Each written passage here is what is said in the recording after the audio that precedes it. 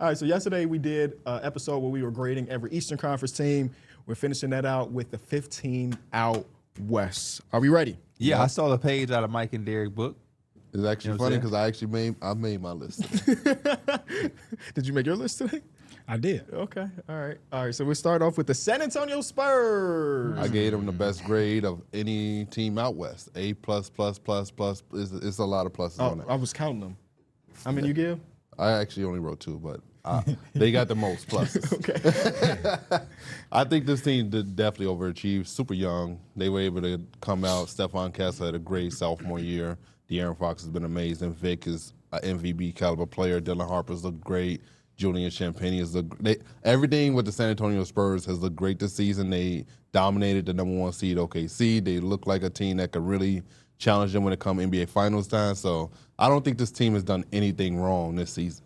Yeah, I mean, there was question mark. I think we all agreed that they would be better this season. I don't think anybody saw 61, 62 wins better. Nope. Competed for the best record in the league better. There was a lot of conversation after the lottery and everything. After the draft of how they're going to do all of these guards, and they found a way masterfully to make it all work. Like you mentioned, Wembanyama's great, and also he's going to play one of these last 2 games, so we ain't got to worry about who's going to be the DPOY because it's going to be Wemby because he's going to get those minutes in. Gave it an A+, man.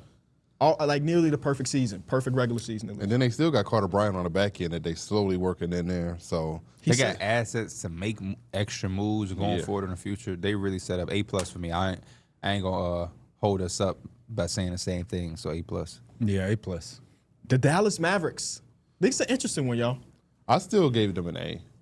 They traded Anthony Davis to the Wizards, which I thought was a great move for them to jump on. But then they got the Rookie of the Year in Cooper Flag. They still got Najee Marshall, Derek Lively, Dave Gafford. They got a lot of stuff there for the future, and then Kyrie Irving's on the back end. So I think they got a lot for the future and the now. And I think they also did a good job of just moving on from AD at the right time. I'll give them a B.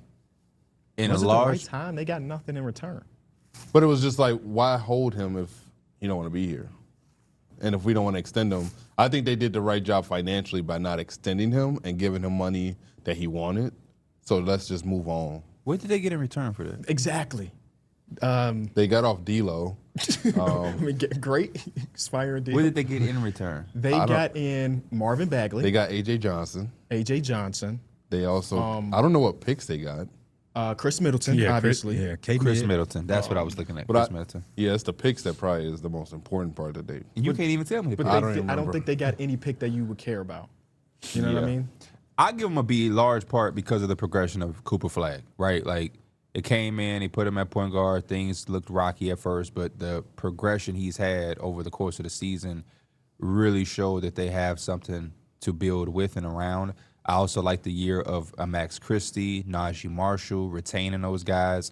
And it does set you up to have an interesting offseason coming up, depending on what pick you get, the health of Kyrie. If you want to keep Kyrie, move on from Kyrie. You still got PJ and Gafford. Lively, hopefully we can get a healthy season for him. I don't feel like I have a memory of Derek Lively this year. And I maybe that's a little bit of a plus because in a down year, you would hope to see you like get some progression for him and see what he can like really do. But you kind of just keep that in your back pocket and say next year as we get a little bit healthier, Derek Lively will be back too. So I give him a B+. A lot of what Pete said about Cooper Flag, but I think that they're in a good spot for next year, and I think the Mavs fans are happy with that. This season really was just all about Cooper Flag. Legitimately, yeah. Like, they came in with some expectations, like their over-under was about 41 wins. They're not going to get to 41 wins, obviously.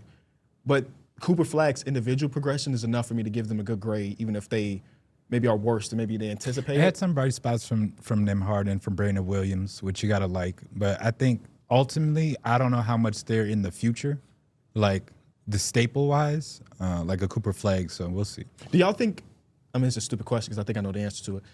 Is this Dallas Mavericks open GM spot better than the Bulls one, just because you have Cooper Flag? Yeah, for sure. Even if you don't have your own first-round picks? That's fine. And the Bulls do? Yeah, you still have a you franchise have Cooper, piece. right. I think The Bulls, you would trade those I would picks trade for our Cooper. picks for Cooper Flag right now. Yeah. So you're right. I'm just, there's going to be some top execs on the board, and I'm just like, I think that they prioritize Dallas. So And if you want those picks, I mean, there's ways. You got some really solid, helpful pieces that could go help some teams. No, they have picks. They just don't have their own picks. I'm sorry. But they do have picks. Yeah. Next one, the LA Lakers.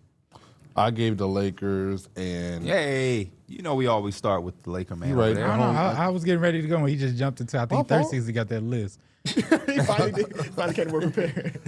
Yeah, this was tough because I think ultimately it was a really good season.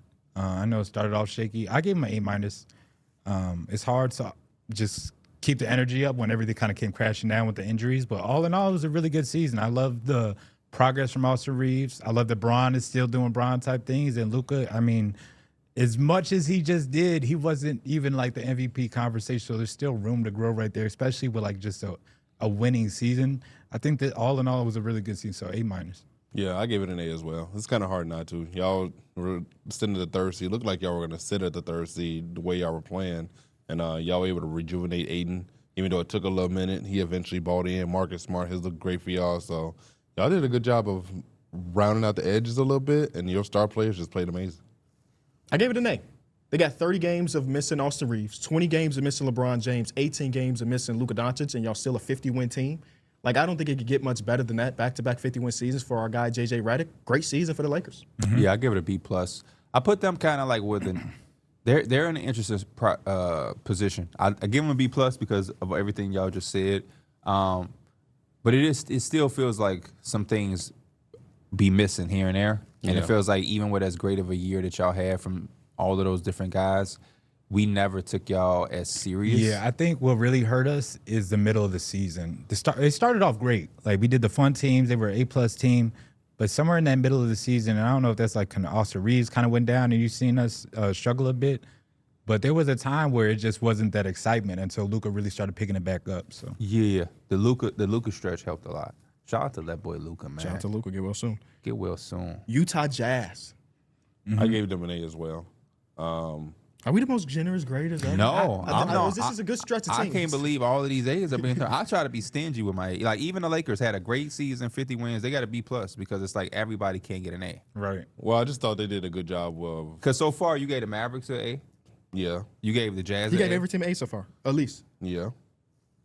I mean, Wait till we get to some of these other teams. I I definitely love got the no A fact that for they them. traded for Jaren Jackson. I think that was huge for them. I thought that he's one of those dudes, kind of like the Washington Wizards, where they're expediting their timeline to compete. Next year, they will have Walker Kessler back potentially. Keontae George off of a leap that he just made. Ace Bailey is look good in his opportunities. Bryce Sensabaugh, Isaiah Cole. Even the internal development of the team has looked good. So you buying them to be a playoff team next year? At least playing, yeah. I can see playing. They're a team I gave a B+ too. A lot of outstanding stuff kind of happened this year, but similar to the Wizards, I'm one of them teams that sometimes they'll have a young guy doing his thing, and it's like he'll play 20 minutes, 15 minutes. That's the stuff Like how Filipowski don't play fourth quarters, even in like close games, just because they like, we don't want to win. And you're somehow you're too good to play in year, 2, 3? I gave it a B. They did exactly what they wanted to do. Make sure they keep that top 8 pick, which is almost a guarantee right now. And we saw a lot of progression from some of the younger guys. Cody Williams, Keontae took a jump.